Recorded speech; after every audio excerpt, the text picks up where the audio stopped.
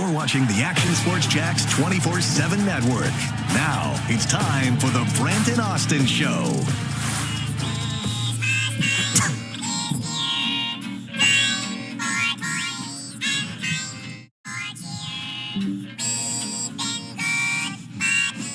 All right, Amby.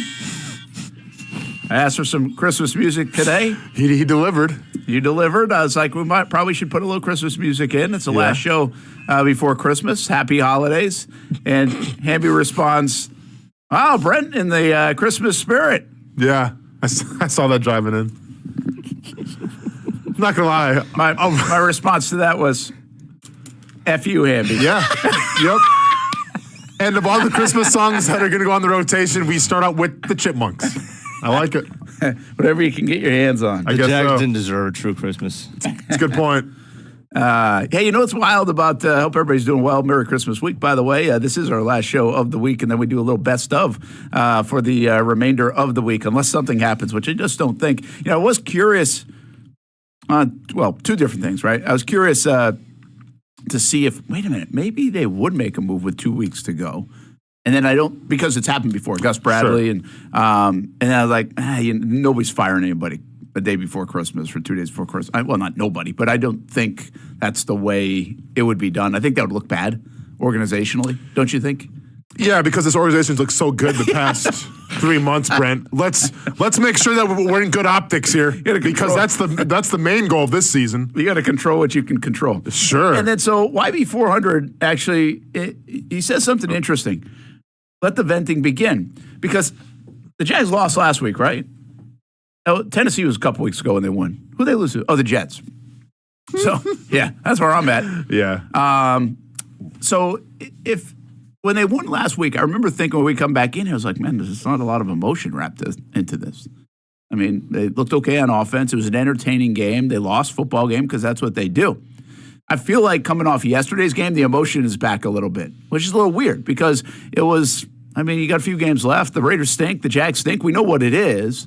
It's not even a lot of anticipation going into the game, but I feel a little bit more emotion coming out of this one because you just played a 2-win team and you still can't beat them. You know, I mean, different than Aaron Rodgers and the Jets beating you, right? Is am I gauging that correct? That's exactly right. I think if you look at the Jets roster, you say, okay, this team is definitely underachieved. There's no rhyme or, well, there is some rhyme or reason, but they shouldn't be where they're at right now, but you still respect them. And it's a game that you went into probably thinking, man, it's going to be a hard-fought test, right? And you come up short, the Jets win.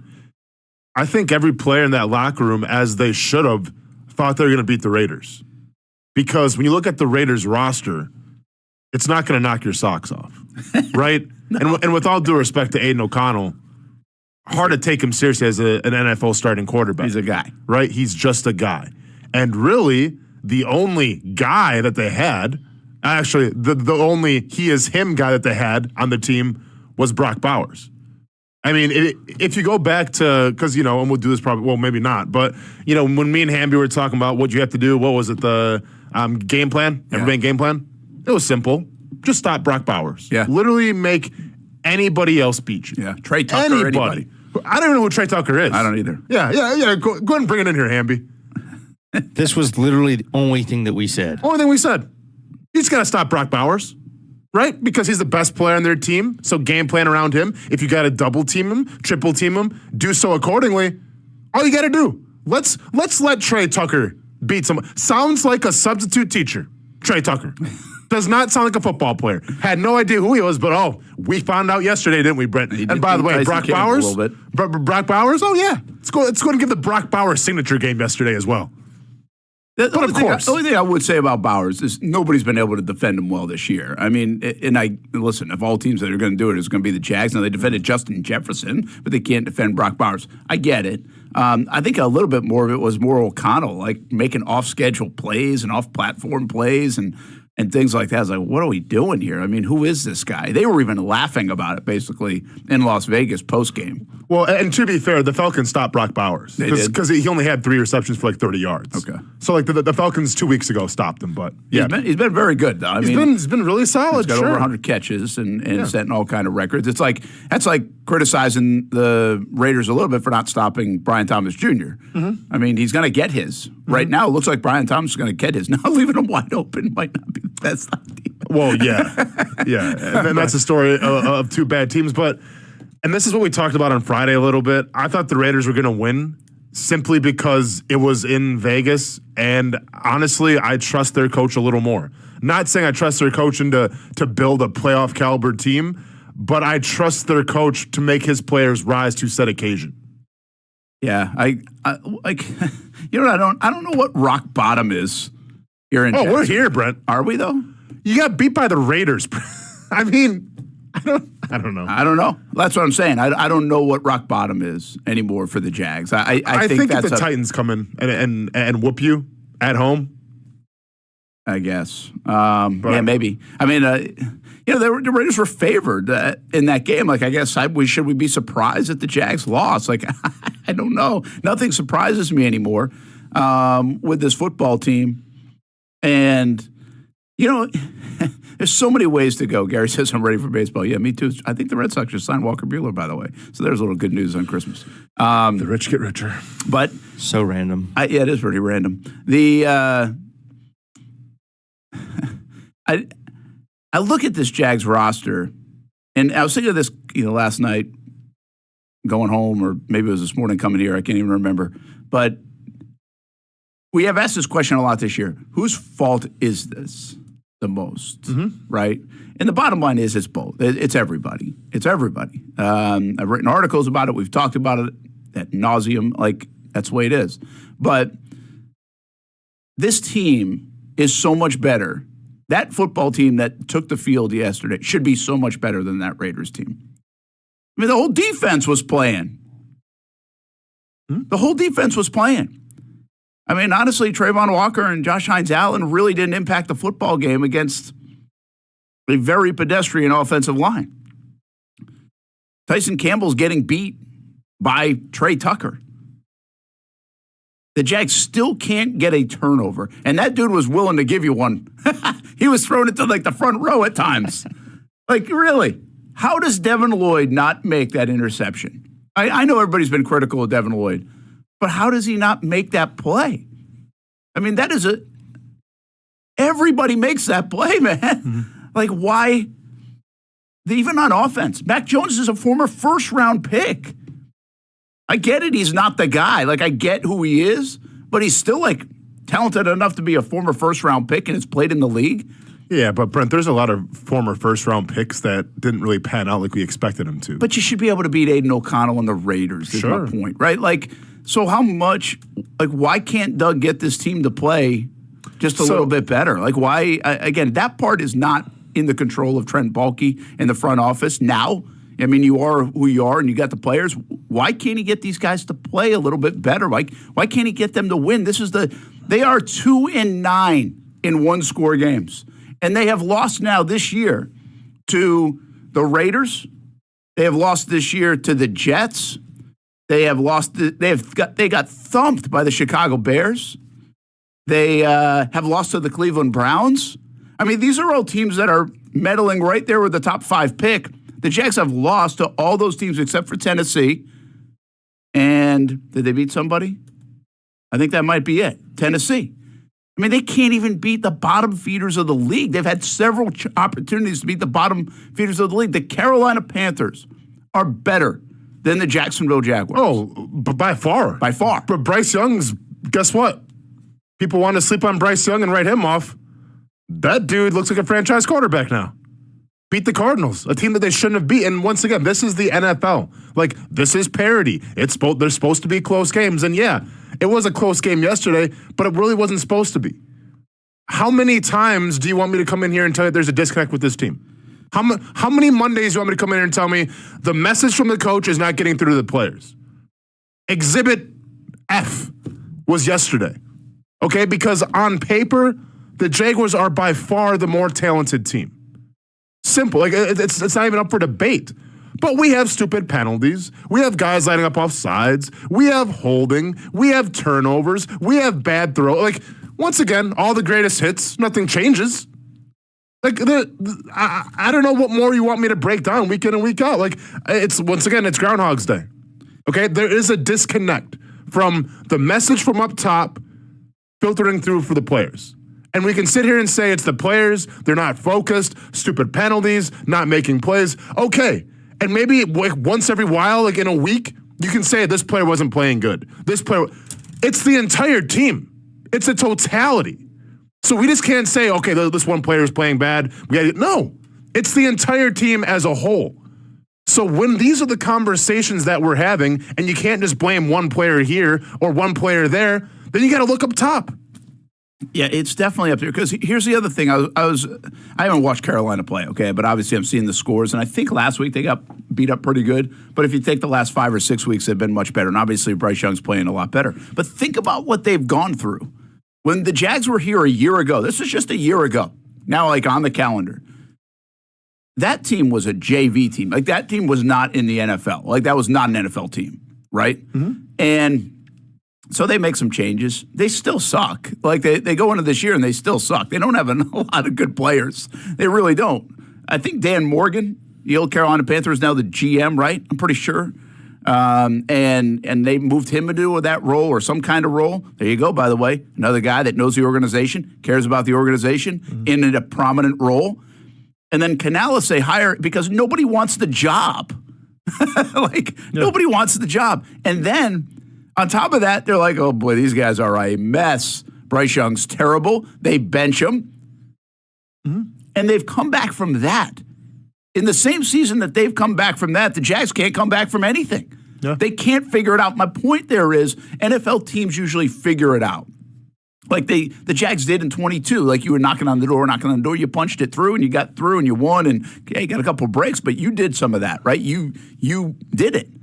This team is not doing it. They can't figure out. That's what my most amazing thing this whole stretch since last December, going back to Mike Caldwell when like that defense against the Bengals, against the backup quarterback and against the Bucs where it was the same stuff and they never adjusted. They never figured it out. It would never jumped out to me so much in the league because usually first couple of series, okay, you might be getting schooled and then you figure it out. They never figured it out. And this season, here we go again in Jacksonville, you never figure it out. Like they are not figuring it out.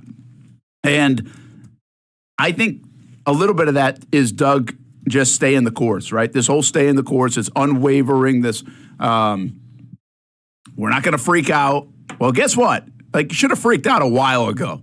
You should have freaked out a while ago about this football team, and that too has become a mistake because you didn't change stuff. You didn't startle this thing. You didn't light a fire and do something different. You just kept the same thing. And we've heard it in the locker room. We've heard like the way this team has been. People are tired of it. I even defend the players. I'm like, what else are they supposed to say at times? But there's just been very little like throw the Gatorade jug moments, as I like to call them. We finally got a little bit of that yesterday, actually, in the locker room. I mean, but it's way too little, way too late. But we finally got a little bit of this is a team that's now 3-12, pissed off, embarrassed, and now you can start saying, what the heck? And, of course, guess what? It took Andrew Wingard to kind of do it. Like, Dewey did it. And let's jump into it. If you didn't hear the Dewey interview, there's a lot in this one to unpack about Andrew Wingard, first of all, wanting more playing time. But if you really listen to some of the things, he's like, yeah, this team's basically been crap all year, and they haven't fixed it. We haven't fixed anything. And it don't look like there's a fire under their ass to do it. Here's Dewey yesterday after the game. How did you do that today? Did you feel like you kind of got back into a little bit of a groove today? Felt great. Felt like myself. That's what I do. I go out and ball. That's what I do. You guys have gone 5 games without getting a turnover, and I know you can't scheme that up, but is it almost crazy the ball isn't finding you guys at all? Can't say. I know I had a chance today. I probably should have went and just caught the ball. I went through the guy, but I don't know. Have you been on a pitch count, or have they just been limiting you defensively with snaps? Or Just haven't been playing. And you see what happens when I play, so. Could you just talk a little bit about how difficult it is for this team to just get through this grind? There's no big, huge carrot to play for. It's just pride at this point. And the effort's there, but the payoff has not been. I mean, I know for the guys that haven't been around, it's hard. And I've been through this stuff many times. And you just got to go play ball and know that your tape is your resume and everyone's watching the tape. And that's what you got to do. And it stinks. And I do everything in my power to scream at guys and cuss and say, let's effing go. But it is what it is. At this time of year, when your record's a record, do you find guys lose focus a little bit? I mean, the pre-snap penalty is a lot of offside stuff. I mean, is that a product of that a little bit? I've seen that all year. I don't know if it's lack of discipline or what, but I've seen a lot of that throughout the year. So I don't even think the record has anything to do with that. I know you can't do much about your playing time, but you feel healthy enough to be playing more? Hell yeah. Absolutely. I'm a starter in this league. you mentioned, obviously, you've been through situations like this before. How is this one different, maybe 21 or 2020? All the hype. New facility, made the playoffs, 9-8 2 years in a row. So I would say that adds to the downfall, if you will. Have you had conversations of why you're not getting more reps? Nah, I just go about my business, put on my hard hat, and go to work. Think you earned some more today? We'll see. Have you had conversations about not just the next few games, but where this organization has to go moving forward beyond even these next 2 weeks? Have I had conversation? Yeah. No, that's way above my pay grade. That's Andrew Wingard. Obviously, he's the guy. I think we go back to the middle of the season when he missed, right? He got that, I think it was a dislocated kneecap, serious injury in camp. And he was going to start this year by many accounts. Now, we would see how that would play out. But the thought was he was going to start over Antonio Johnson.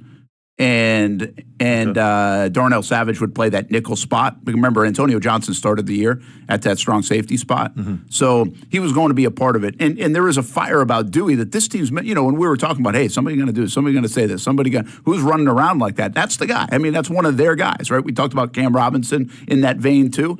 I think they did miss a little bit of that, especially when they got off that early start. They had nobody that would just be like, what the hell?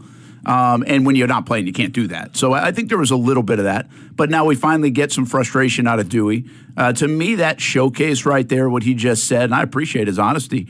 I think he knows this is it for him. He's got 2 more games left in Jacksonville, probably. Or he knows this regime's got 2 more games left in Jacksonville, one way or another. What's your take on what he said? I mean, this goes back to the Doug Peterson press conference from, I don't even know. I don't know, man. I'm so burnt out by this. So, listen. Well, you only got one day this week. I know. If you go back and listen to Dewey, let me ask you this question. How many times when he was asked about the team did he say we? Little quiz for you, Brent. You did the interview. Hamby, feel free to join in. How many times did he say we? I didn't catch the we and I stuff, but... he said I a couple times. He did say I a couple times. Especially on the turnover, yeah. Yeah, but he also said I about... obviously he turned it to his playing time. That was a little unprompted that he turned it to his playing time. Mm-hmm. I don't know if he said we much. He said we one time towards the end. It was more about the playing time. Like, we'll have to look in... we'll see. We'll see. Only time he said we. And how many times was he asked about the performance on the field with the defense? How many times was he asked about the team? Now, I don't blame Dewey because Dewey now has essentially gone into business for himself. Yeah. Which he should. That's what he did yesterday, which is okay. I kind of feel like at this stage. No, for sure. But what needs to be echoed, though, is like this isn't just a breaking news thing. Like, I feel like this has been happening longer than we expected it to. Like, this has been highlighted now because we put Dewey in front of the camera and he's speaking his mind. But I think there's been situations that have been like this for a long time. I think the Brenton Strange situation from whatever it was, week 4, week 5, where he wasn't playing, could be alluded to this as well. That's true. So this is just something that's been going on, I think, for a long time. That's finally coming to the light right now because you put the camera in front of the right person who's kind of fed up and just going to say, I'm going to say what I'm going to say. But it leads to disconnect. It leads to a team not being on the same page, and it leads to players right now being in business for themselves. And I'm not calling out Dewey saying he's in business for himself because I don't blame him. I'd be frustrated as well. Is he a top-tier safety in the NFL? Probably not, man. Let's call a spade here. But at least he cares, or he has cared in the past. He does bring passion. He does bring fire. And all the things that you want to say this year, where this defense is not on the same page, giving up big plays, penalties, all these things. One of the biggest things we've talked about, which is controllable, there's some things you can't control, okay? One thing that should be controllable is your effort and your passion. And Dewey brings that. And yeah, he's not out there. So you know what? I'd be kind of pissed too, because I see a defense that doesn't really have a chip on I see an entire team really that doesn't have a chip on their shoulder, that doesn't play pissed off, that doesn't play like, hey, we're getting beat by maybe the worst team in the NFL. Maybe we should get pissed off a little more and do something about it. But you don't see it. Yeah, I think that's a really good point. I didn't take that out of that interview, but it's a good point. And now if you go back, you can really start to see that part of it in a lot of different ways. And I could give you a bunch of examples, I think, as I kind of start to think back that when you say it. But specifically to Dewey, I think the front, and the reason why I say, I think we had some folks saying, no, he's a me guy. Nah, he's not a me guy. He's not a me guy. He's been a Jacksonville guy, really. And I think he gets it. The thing about Dewey is the thing that this organization right now is missing all across the board. Some guys get it. I think Trevor gets it. I think Josh Hines Allen, I think those guys get it. I think Dewey gets it. He gets this fan base. He gets you. He gets what Jacksonville's about. I don't really think Doug does. I think he has a great pulse of that. I don't think a lot of this football team does. Eric Armstead, guys like that, I don't think they do. And that's a problem. And that's going to be handed down. What we say about Pittsburgh and Baltimore, places like that, you walk in the building and you know what it is. Mm-hmm. Well, there's not enough education about what it is. That's why the Houston thing bothered us so much and bothers everybody so much. Finally, if you hear a mic'd up Josh Hines Allen against Tennessee, he's willing to say in front of a microphone, we hate them, they hate us. Like, those are the kind of things you need passed down each and every week about what it's all about the fan base, talk to the fans, how bad it's been. Hey, it's urgency. We got to win right now. We got to show that we win right now. That's why people like what we got yesterday from him and Brenton Strange, Dewey and Brenton Strange, because it's almost like they're relating. But Dewey's a guy that can relate. I mean, he came up with it was always the Jags things, you know? I mean, he got it. He gets that part. So I don't look at him as a me guy here. I do look at it with 2 games to go, watching this frustration of where is the fire? Where is the energy all year? Where is the consistent play? And you do get to a point like, why am I not playing more? Because I can play better than these guys. I can do it at a consistent level. At least I'm going to run with my hair on fire and play like that. So, I mean, I kind of get it. You got a little bit now worry about the brand, I guess, because I think that's why I say I think he knows he's done here.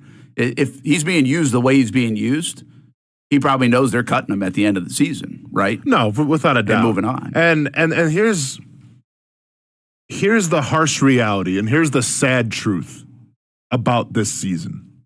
All right, I mean, there's a lot of things you can be disappointed with. This team is 3-12. This team has not achieved any sort of expectations. And the biggest change really, there's been 2 changes that have happened during this season that can be talked about through this whole span. And it wasn't a coach getting fired. It wasn't a GM getting fired. It wasn't a coach maybe getting elevated or a coach getting downgraded. It wasn't really necessarily a big player getting benched or a big player getting elevated. The 2 biggest changes were, okay, you traded away Roy Robertson Harris, and then after you got maybe the worst loss in franchise history of 52-6, you decided to make a change in, I guess, a positive way and gave Walker Little a new contract. Those are the 2 biggest things that you've done this season. Through 3-12. And you wonder why we're here. And you wonder why it just feels the same every single week. And you wonder why players are starting to, I feel like, get fed up with it. Yeah, I think you're right. I mean, I think overall, I'm seeing Delphonic say he's not a me guy. Listen, I understand that comes across as a me guy. I think in our context of it is at some point when you're 3-12 and when it's about to end, you kind of start like, I think what he was doing a little bit there was like, all right, I mean, this ship has sailed. Like Austin said, you got to worry about, he's on business now. Mm-hmm. It's like, hey, I should be doing more than this. I mean, that was a calculated, it wasn't really prompted to say it. I mean, it was a calculated move to be like, what the hell, right? And it's really the first time. That's why, to me, maybe it's refreshing. I mean, you can criticize it, and I get the criticism of it, but this isn't week 4. It's refreshing to finally hear somebody say something and point a finger somewhere at least. What do you want Dewey to say? What do you want him to say? We have to look at ourselves in the mirror? Yeah, we have to get better? Like, what do you expect him to say? Yeah, people criticize that every time Josh says it or Trevor says it or Mac Jones says it or somebody else says that. So, like, again, I'm not rooting for a combustible locker room. That's not it. But that's why we were so, when Andre Sisco said what he said, we were like, hey, maybe that will change it. You know what happened there? You talk about change. It did nothing. It was like this team was able to slide that under the rug, Hamby, and like, it was like he never said that. I would say on 75, 80, maybe even more % of the teams, when you say something like that in week 5 of the football season, like there's stuff going down in some capacity. Mm-hmm. There was never anything from that. I mean, at the time, I was like, hey, I'm pretty impressed they moved on from that comment. But in hindsight, maybe they shouldn't have moved on, to Austin's point. Well, that was an opportunity for change. There's no accountability, Brent. That is the biggest issue. Well, I mean, there's so many issues, but that's one of the biggest issues, that there's no accountability. There is no gold standard. There is no, this is how we do it. It's just like, yeah, I don't know. We'll just see. You know, we'll get crushed by the Lions here. Go have a contract. I don't care. Like, there is no rhyme or reason for anything. There is no like, hey, this isn't what we're supposed to be doing, guys. Like, we need to be better. There's nothing. It's just, all right, let's see how this goes. Hamby, it's a great point. I thought of that too. I'm so glad you said that word. I was thinking of that yesterday. There's no standard. Like, the standard is, what is it? Like, Doug can even sit and Doug was fine yesterday, but at the podium, and this is what he does. He protects his guys. Everybody protects. It's like we're protecting the fraternity. Well, again, what I appreciate about a guy like Dewey is he wasn't protecting the fraternity. That's right. He's like, what the hell? And I just feel like you needed more guys at times this year to say, what the hell? Dewey's played 5 snaps in the last 3 games before yesterday. And he had to, because Savage, by the way, got a concussion. Right. That's why he went in. 5 snaps in 3 games before yesterday. Yeah. So, look, you guys are right. Austin just said a second ago, I have so many issues. I have so many problems. I don't know if this is me trying to lighten the mood, but I will say, look, what if I told you everything that y'all have said through 27 minutes so far, everything that even Dewey said yesterday, you've actually been celebrating a holiday. You've actually been participating in a national holiday.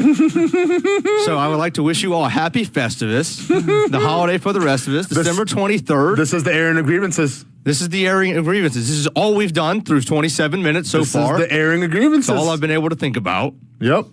Get the poll. So appreciate you guys. I'm sure Mr. Costanza would also be pretty pleased with how his holiday is playing in Jacksonville. I wish I could hear his thoughts, because now they're going to hear about it.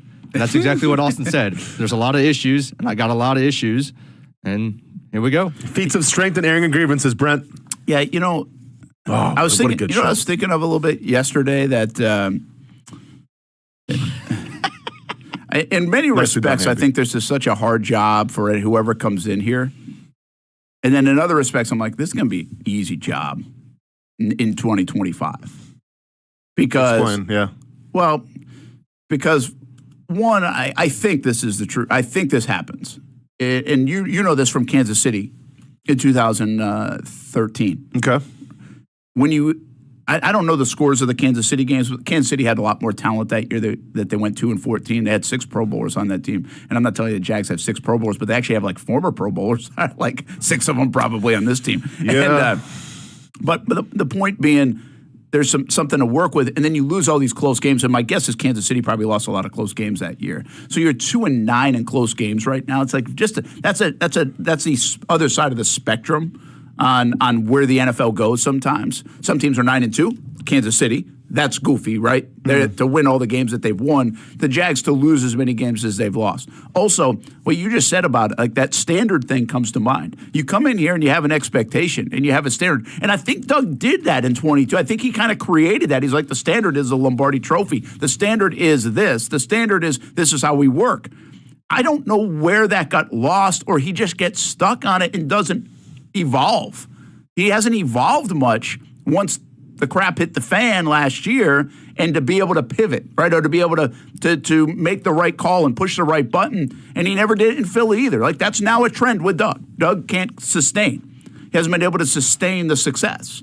It went down a little bit in Philly, and it's obviously fallen off a cliff here in Jacksonville. So in many respects, I feel like, I mean, most times you get a bump anyway in year one of a coach because there's a new freshness, a new energy, a new everything. And I really think, I mean, obviously you got to get the right guy, but the right guy necessarily isn't for next year. The right guy is for who's going to be able to do this for a long time to set the standard for years and years to come and shape that and reshape that. But I'm talking about Houston's been able to do it after misery. Like, the Jags are not, now Urban kind of created this toxicity that you could liken it to some of these places. But look what Carolina is doing in a small example. We'll see if they can do more of it. Look what Houston's been able to do and flip that. And I really think coming in here, this is going to be an opportunity for a guy to move fast on this job, because there's some low-hanging fruit in that. If you're good at it, you got to be good at it. You got to be the guy. And so you ask the question, is Ben Johnson that guy? Is Liam Cohen that guy? Is Todd Monken that guy? Is Mike Vrabel that guy? Who is that guy that's going to flip it? And yes, they need a lot of help on the field too. But I don't think this is that hard to flip it next year. The question is, can you flip it for 26, 27, 28? Because nobody's been able to do that. I think you're crazy. I think it's going to be extremely hard to flip because the Kansas City Chiefs of 2013 aren't even in the same, like, it's not even comparable. Because when you look at this team and you look at a coach coming in next season and you look at, you're going to bring in rookies and you're going to bring in new free agents, who are the guys on this Jaguars roster that are going to go, this is what it means to be a Jaguar and this is our standard? And last year, that's not who we are. Who are the Eric Berrys? Who are the Derek Johnsons? Who are the Justin Houstons? Who are the Tamba Alis? Who are the Jamal Charles? Who are the Alex Smiths? I would say I can sit here and argue that I think the Jags have some of those guys. I wonder if under the Doug stuff, the way of Jack Del Rio had a little bit of this stay the course. Remember, Jags fans will remember that, stay the course. When you have that kind of mentality, are you allowed to bring all those guys along, right? I feel like this team never stopped following Doug. Instead of, like, we thought Doug had handed the keys to the locker room. Mm-hmm. And I don't think it ever went to the locker room. I still felt it was like, we're still like, Doug, we need Doug to show us the way. No, I agree with you, because who do you hand it to in the locker room? Well, I mean, Trevor's going to stay healthy to be able to be that guy, I guess. Okay. I mean, but I do think you have core players here that should be able to do that. We thought that Armstead was going to do more of that. I don't think he's done any of that. Well, let's establish this right now. He is not. No, he's not. That so guy. let's get that out.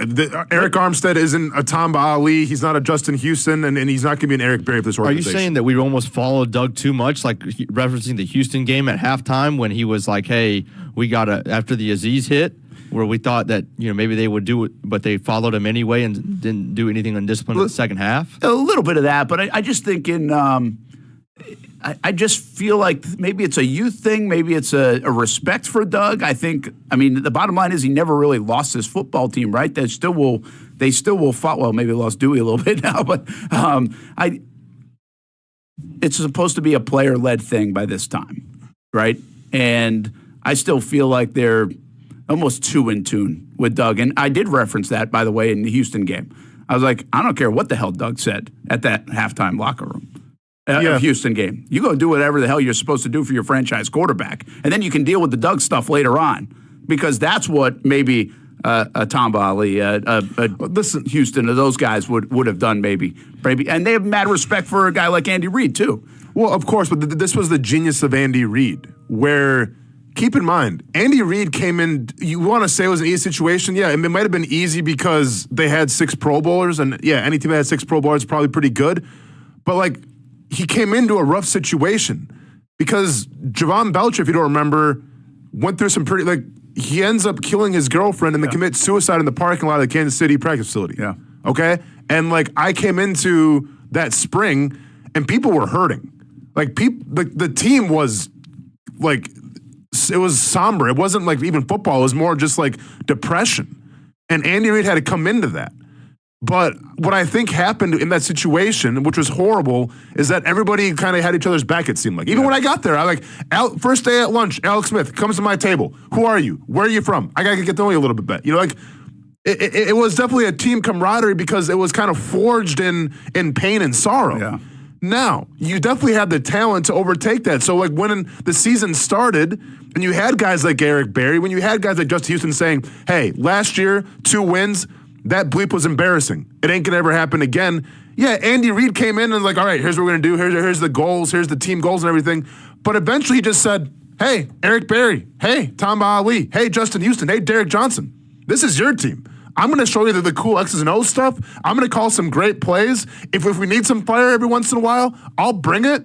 But you guys know what you're doing. You guys know what it means to be a Chief. I'll trust you guys with it. I don't think you have enough players right now in this locker room for Jacksonville to say, hey, all right, we got Josh Allen. We got Trayvon Walker. Who else? I guess we got Trevor Lawrence. Well, here, guys, take the keys. Then those guys, if they can't do that, and I like those guys a lot, and you know this, then they're doing a disservice to the organization by getting paid what they're getting paid.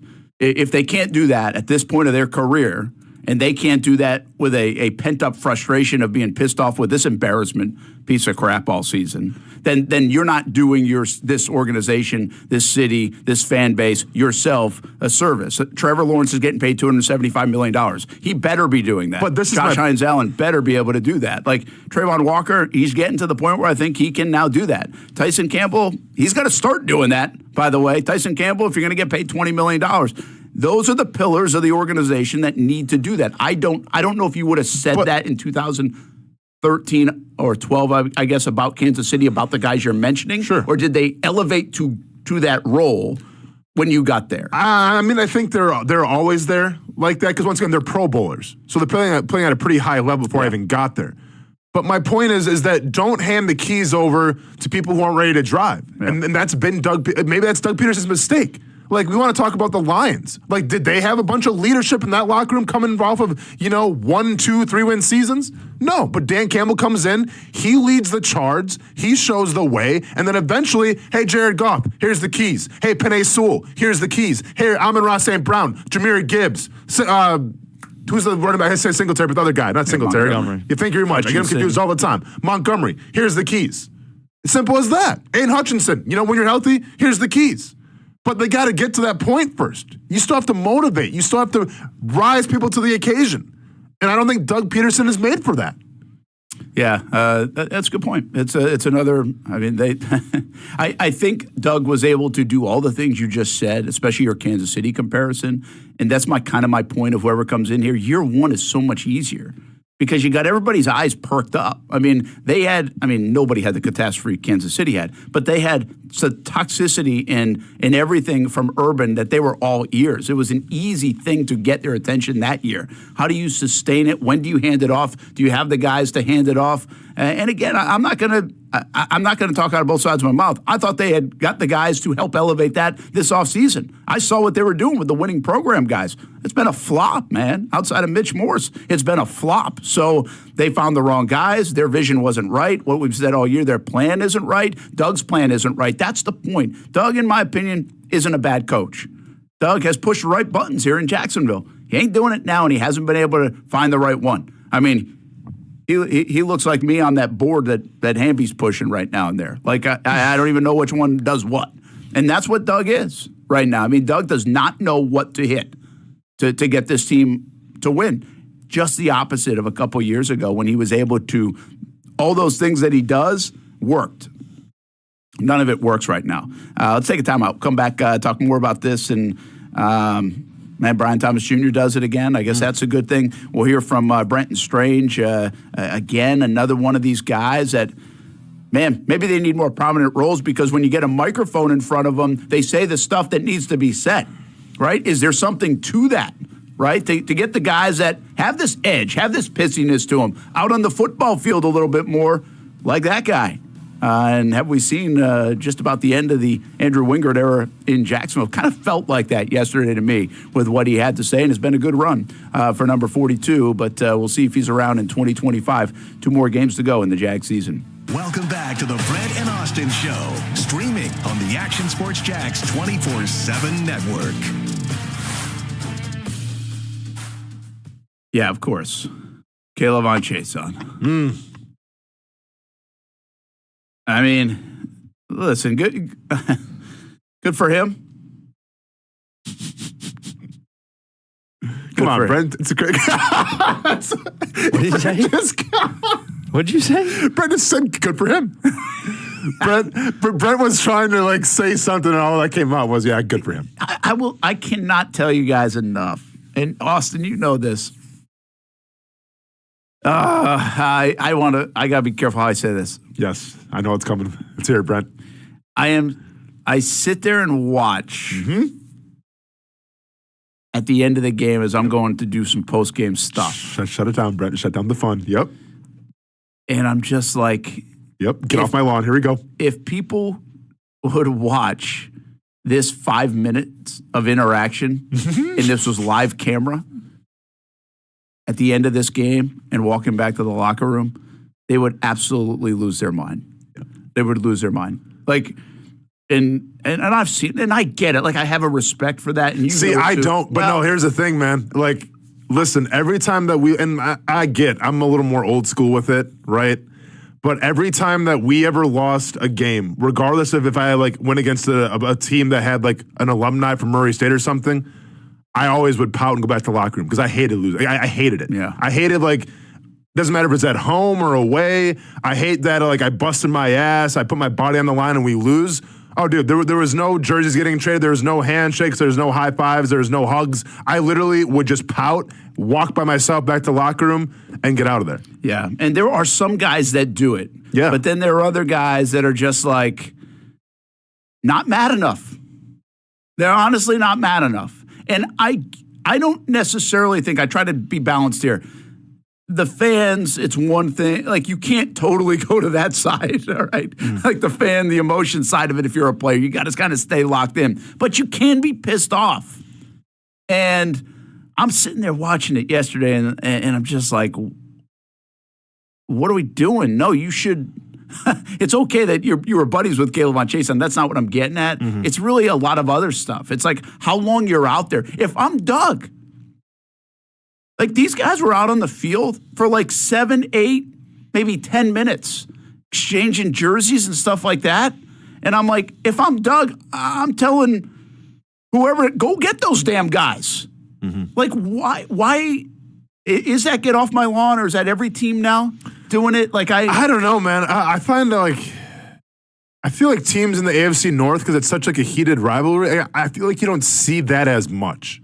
Like when the Steelers play the Ravens, when the Bengals play the Steelers, you know, like, I don't think it's to that extent. Now, maybe I'm wrong. I don't know. I don't watch every single game. I don't watch especially the ends of games, you know, like the post-game handshakes and everything. Yeah. I don't know. Listen, there have been times in the past, I think it was Maurice Jones-Drew, and where he was like smiling after a game because he saw somebody. There's a part of that has become so normal to the shake hands part and the respect part and the fraternity part. I say this about your sport really now, like UFC stuff. One of the cool things I thought going to that UFC fight in Jacksonville was how much respect and admiration you guys usually have for the other fighter. Now, it doesn't always happen, but 90% of the time, there's a ton of respect there. Even with bad blood going into the fight, usually you gain respect after the fight. So I agree with that. And so there's an element of that I think translates to the NFL as well, because you battle for 60 minutes, you try to beat the other guy up, and then you have respect for whoever won the game. And there's a sportsmanship involved in that actually should be admired to a degree. No, there's something to say, like, yeah, if I lose a fight, if I win a fight, I'll shake the opponent's hand and everything, but I'm not getting pictures with them. I'm not trading gloves with them. I'm not trading my shorts with them. Like, and there's plenty of time to do that now in the offseason. You train with them, you do all that stuff. Like, I don't know. It just hit me a little bit yesterday. I was like, oh my gosh, if people were watching this. Because I'm like on Twitter, and I'm watching this. I'm like, if they knew what was being said, and if those people that are saying it, not that Twitter is the ultimate like barometer, sure, but this would not fly. And Caleb on Chase on, man, I guess good for, like, how are they getting Caleb on Chase on to play good football? 4 years. We couldn't get Caleb Chase on to play good football. He's playing some good football. He should have had an interception yesterday. What a terrible throw that was. They obviously It was rough. Well, not only that, but they know the offense. Mike Caldwell knows the offense. Jason knows the offense, and they knew what they were going to do, like on that play especially. Mm-hmm. But he almost had a sack and a pick against. Like that's where I'm talking. Like, where's the rock bottom come for this team? Where's the pride in that? Don't let the guy that you let go beat you, and you kind of did. And listen, Mac Jones doesn't know Caleb Jason, so there's not that there, but. It's just kind of, and nobody's sitting there in meetings being like, we can't let Caleb Jason beat us. Yeah, no, like, I get it, no. but on a bigger level, like, why does that happen? Why does Aaron Rodgers have his best game against you? Why do you allow that to happen? Why does Aiden O'Connell can't move very well? Aaron Rodgers can't move very well. Joe Flacco can't move very well. Why do these guys have their best rushing outputs against you? Like, where's the level of pride in that? Like, where's the level of pissed offness in that? It's like, that's embarrassing. That's why I finally got to the word embarrassing in my questioning yesterday.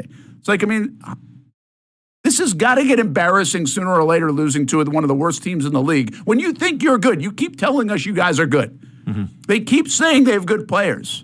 And we fell for it. We thought so. I mean, again, I asked a couple weeks ago, are we this stupid? Like, this roster is this bad? And the answer is, well, we're not that stupid. The answer isn't, the roster isn't that bad, but it obviously isn't good either. Like, it's not good enough. Right now, it look like a bunch of overpaid players. Yeah. They look like a bunch of overpaid players playing this game. They are not missing enough players. They are missing their quarterback and some star guys. I get it. They are not missing enough players to lose to the Raiders and only be able to score 14 points and not have a turnover in 5 games. They don't have a turnover in 5 games. I looked this up at like 2 a.m. The last time they did that, they have a 5-game drought in 2016 under Gus Bradley. He got fired that year, by the way.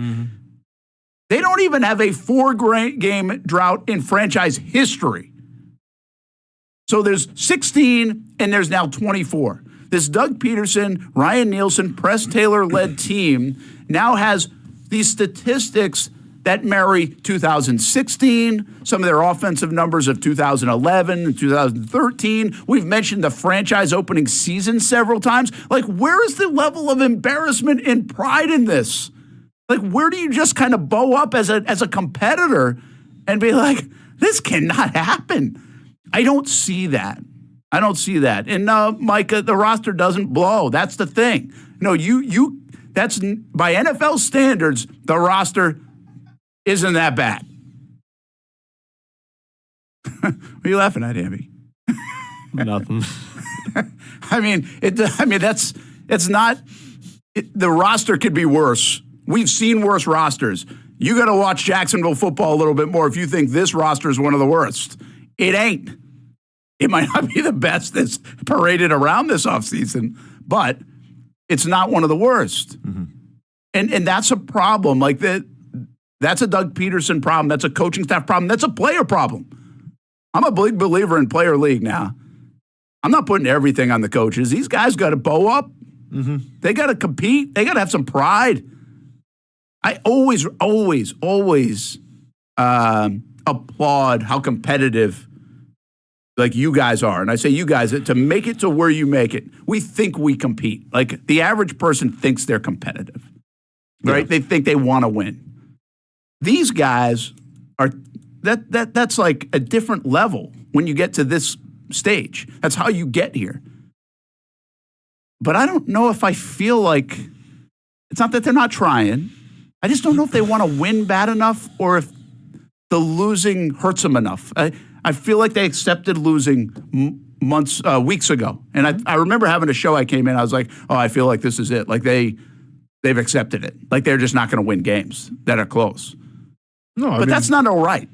No, it's not. I've said week 3, week 4, they don't know how to lose properly. Yeah, you've been saying that all year. And if Joey Jags says one more time in the chat, it's not Doug Peterson, then what is it, Joey Jags?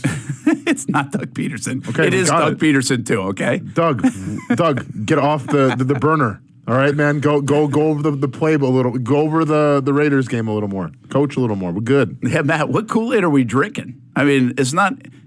If you think this is a 3-win roster, you don't know football. Yeah, it's not a 3-win roster. If you think this is a 3-win roster, then you don't know football. And I'd love to see your fantasy team. Out of your mind. I mean, it's not. Yep. And that's a player problem. That's a Doug Peterson problem. That's a coaching problem. That's an everything problem. And took us 15 weeks to start going after the fans now, the stream. 15 weeks. Joey Jackson. It's bound to happen eventually, huh? Eggnog a little bit. Doug Peterson won a Super Bowl against Tom Brady. Cool. Mike McCarthy won a Super Bowl too against Mike Tomlin, I think, right? Or was it the Tomlin coaching that, or was that the Cowher? I don't even. I think it would have been Tomlin. Who cares? Hey, by the way, though, look at I know you bring up McCarthy, right? And you're like, not a good coach. Look what they're doing. I mean, look. Inspiring, though. Well, listen, inspiring, but no, I get it. I get they're bad, right? And they've been disappointing. But isn't that what we were asking about with Jack? Why can't Jacksonville do at least that? Playing with a backup quarterback, playing with a roster you think can win some football games, playing against crap teams. So now the last 5 games of this year, which we knew like they had a combined like 8 wins or something that they're playing against outside Indianapolis, I guess. Mm-hmm. And they're now 1-2 in those games, man. They're 1-2 in those games against the bottom feeders with a chance to maybe, because the owner didn't fire you after the Detroit Lions game, maybe a chance to save your job.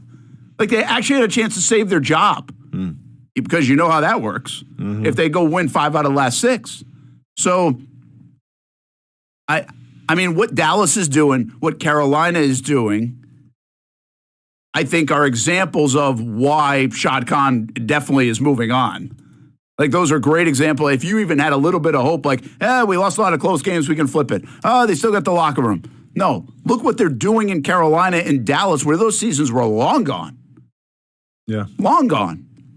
And they're still getting them to play well. And by the way, the Raiders are still playing well, and they've got a lot to not play for.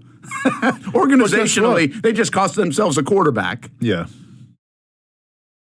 So, I mean, again, yeah, like YB4 says there's no pride. It's not that there's no pride. It's not enough of it. Not that there's no competitive spirit. There's not enough of it. It's not that they don't want to win. They don't want to win badly enough. Mm-hmm. It's not that they hate losing. They just don't hate losing enough. And where do you get that? Where does that tick up? Like, none of these things are enough, is the point. And I mean, the only thing we are yet to see really is the full collapse embarrassment of now getting really spanked by one of these teams that stink.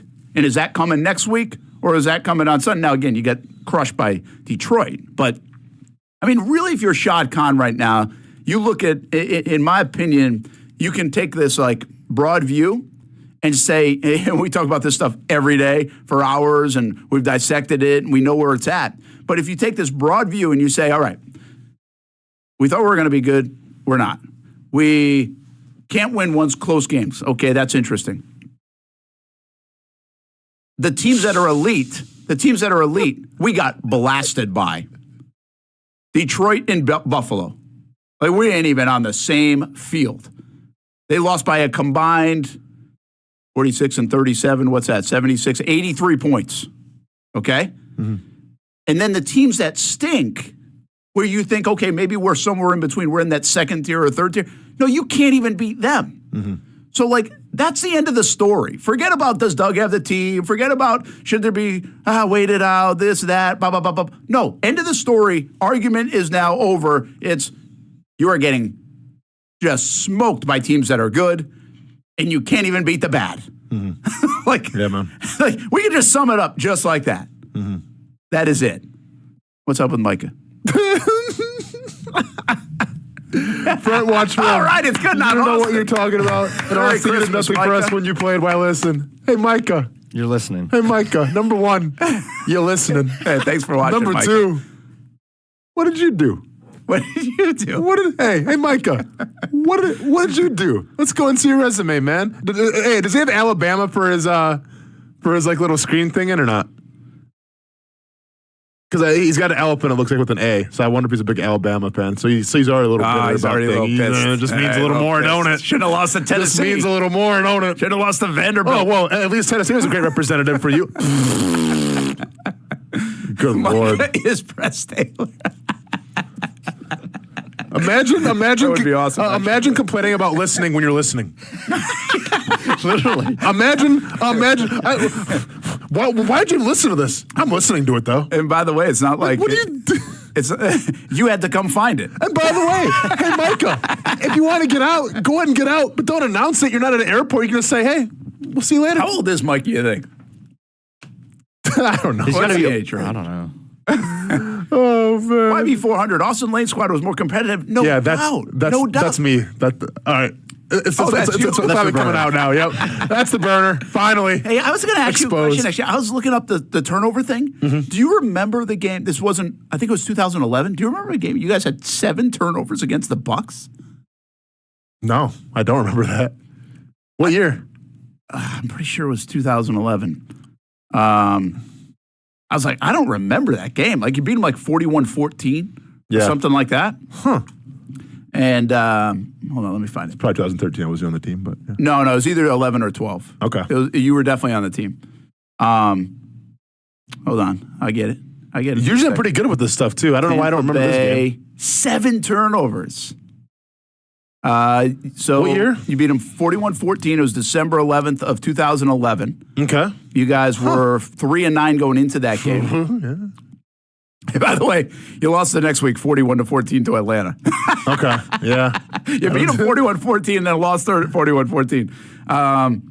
All right, just real quick. I'm gonna go. Now I want to dive into the stats. I might not have done it. I might not even played that. I don't know. Well, I don't remember that game. Would you have been? Could you have been? Were you injured in 2011? Oh yeah, that's when that's the labrum. We were This playing is against Josh Freeman. That was towards the end of the I season. think it's Josh Freeman. Good call, it was. Hamby. So that was a labrum. No, that's not 2011 good. would have been the labrum. Yeah, wasn't a good so call. I'm looking I it played up. up until I think my 6th or 7th game against Pittsburgh, and then Mike's shoulder kept popping out, so I had to go on IR All right, so because they put me on the. They hated this term too. So I was a wedge buster. Like I played defensive end, rotated in, and then I was a wedge buster. And they hate the term wedge buster because like it shows like, hey, you're kind of taking damage. But I was the wedge buster and lowered my head, went through the wedge, dislocated my shoulder. All right, here's a trivia. Are you looking at it, Brent? I am. Okay. So listen. All right, I'm going to see if you remember these names. Me? Yeah. Okay. The leading receiver for an actual receiver In 2000, this is 11? in this game. Oh, in this game. So this is I didn't even look up this Mercedes one. Lewis had the most passing yards, Okay. receiving yards. Yeah. Okay. But who He was was him? for a receiver? Who was Who the had guy? the most in that game?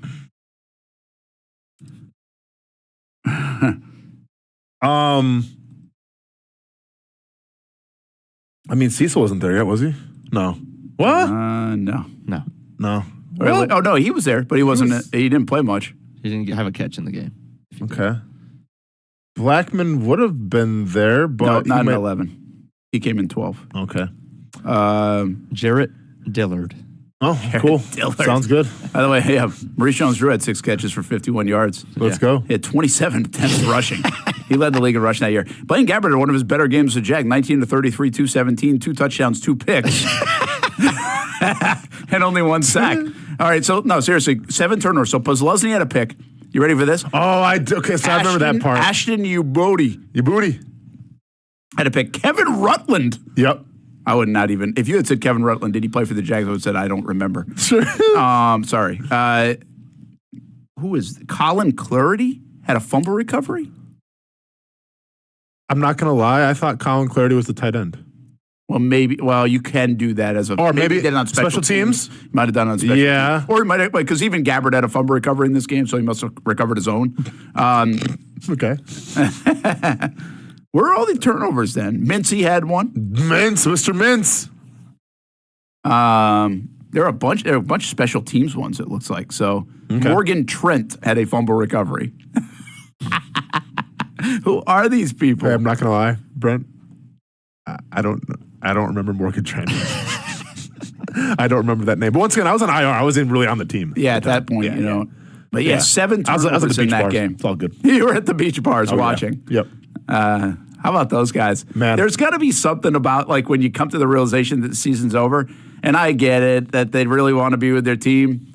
It's got to be nice when you're on IR and just had surgery and you don't have to make that trip to wash your Vegas hands and of do it, that. yeah. Oh my gosh, just to cleanse yourself. What'd you think of the Vegas? Because I've never been inside it. I've driven past it many times. What'd you think of the Vegas experience? I thought it was good. You thought it was cool inside? Yeah, the stadium's fantastic. Okay.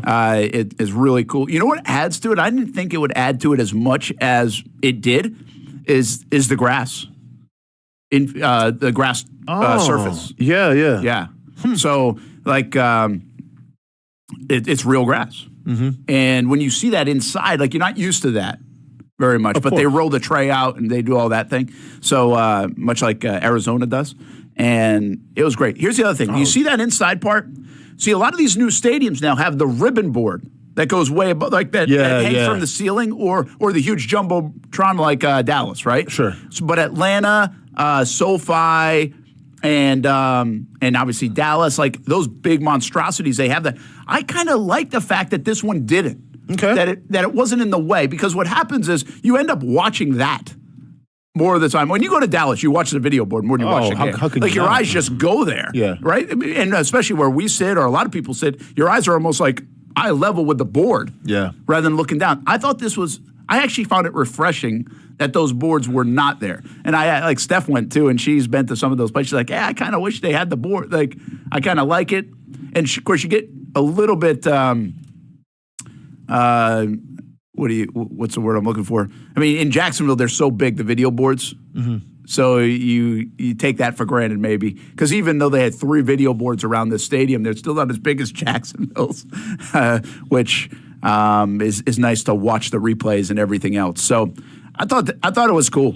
I thought it was a great place, and I still I'm a big fan of SoFi too. Like, I really am. So SoFi, which I think is going to have a little more influence on the Jags, it looks like. Okay, but I wonder if they'll take some of the things from here. Are they going to have the ribbon like at SoFi? You know, that's a good. I can't remember now. That's just what we're on, Nana. I mean, when you win 3 games in a season, it's more of ribbon talk and stadium talk. I get it, but I will say this: like, I walked into that facility, and I'm like, it is cool that the Jags now are getting one, and it's gonna be neat to feel that, the freshness, the newness, all that stuff. Like, it is. I mean, take it with the football away. I've been to a lot of these stadiums, and you watch some of these stadiums go up, and you're like, well, it could happen. The bottom line is, I think this is the first newer stadium I've been to where you're like, it's happening. Like, the Jags now that's something to look forward to. And in the meantime, we'll still get Buffalo, I think, and Tennessee to open up before the Jags. But now, that countdown is on to that, which I think is kind of cool. I'll tell you this, a totally different Raider fan in Vegas. A totally different Raider fan. Yeah, that whole experience is gone. Like, it does not have like that Oakland feel at all. Mm-hmm. And maybe a little bit of that is you got to have that like grit of Oakland in the crappy stadium. Yeah. You know what I mean? Yeah. And this of course, is now man. like this plush place. Yeah, you got DJs spinning and stuff. Oh yeah, you had bands and musicians. Cool. I mean, which is kind of cool too. I think that's something Jacksonville should do, maybe will do. Okay. Because a lot of these places have they had a concert band playing, then they had a rock band playing, and they had like this area for it. Yeah. You know, it was a great halftime performance for that. I think the new stadium, we'll see if it features something like that here. Bro, in if you're saying that we need more grit and all that, maybe we should just build the Oakland A's Coliseum as our next stadium, and then just be the freaking ragtag group Play of at the the Shrimp NFL. Stadium. Well, let's ride. I'll tell you this, man. I mean, the one thing, and I don't buy into this stuff, but it's hard not to notice the decline of the Jaguars has happened ever since that Miller Electric Center has been built. All the ping pong tables and everything. Do you think this team got hardened more by going to Episcopal for a training camp or being at that place? You know what I mean? That's why KC's so good. Their facilities suck. Oh, we've been over this. Yeah. I mean, and again, I don't think there's a direct correlation. A lot of teams that have nice facilities that also play well. All right. Sure. So, I mean, Baltimore Ravens play hard, and they've got a pretty neat facility. All right. Yeah. And they play well. But it's pretty interesting that it's coincided with some of that. But anyway, you're gonna. I mean, if you get a chance to go to the Vegas Stadium, it's really nice, and it's cool. It's It's everything you think a new stadium would be that costs a ton of money. And I did get the sense, I was like, all right, this is going to be cool in a few years when the stadium opens. So again, aside from football, I know that's hard to separate. Real quick comment. Big Nuke Dog 1986 says, good morning, Austin Hamby and Mr. Brent. My schedule is finally cleared enough to join you guys for some Jags talk. Glad it's on the heels of a win, LOL. Only comment is hope we can trade down and draft for more picks. Hey, Big Nuke Dog, really appreciate you tuning in. Glad that you're able to. However, if that was your only comment, Mike could have saved that one. What are we going to do with more picks? Sorry, bud. I appreciate you. Yeah. You could have just hit with the first one. Yeah. Hey, he's being nice, and you're going to hammer him? My man. Yeah, I mean, man, there's no rhyme or reason. We're going after everybody today, huh? My man. It's a holiday spirit. All of a sudden, we're going to go off like a week break, and it's like... Austin was bringing up, I mean, the Travis Hunter stuff, is it, Hey. because the Jags are back in the mix now. Do it. Do not do it. Panic, Hamby, bring it back. Panic button immediately. Listen, I think the guy's going to be special in the league, but not here. Not here. The Jags are back in the mix in that department now, and New England's going to be a player in that too. In the Travis Hunter department? Yeah, because, right now, the Jags are picking 3. Yeah. Now, the Jags actually might have, let's talk about that. We got to take a break. We're way late. Let's take a break, come back on the other side. A serious question. Does the Travis Hunter stuff that you're seeing float around, with some of the history the Jags have had with risky players, from things that out of their control maybe, or maybe in their control that they didn't worry about or took a chance on, from C.J. Henderson to Justin Blackmon, which are totally different circumstances, and I'm also not trying to pin that on Travis Hunter. I'm just saying, are there red flags even from a social media standpoint? And you already kind of knew there was going to be some stuff like a Jalen Ramsey kind of stuff in terms of bravado and attitude and things like that come with a guy. Like, are you willing to go there and take that kind of risk for what could be a star player, plenty of branding, good marketing, things that we kind of like? But now look, this whole girlfriend thing and everything else playing out, does that turn you off from a player like this? The other thing, did the Jags actually get a big win draft capital-wise yesterday by beating the Raiders?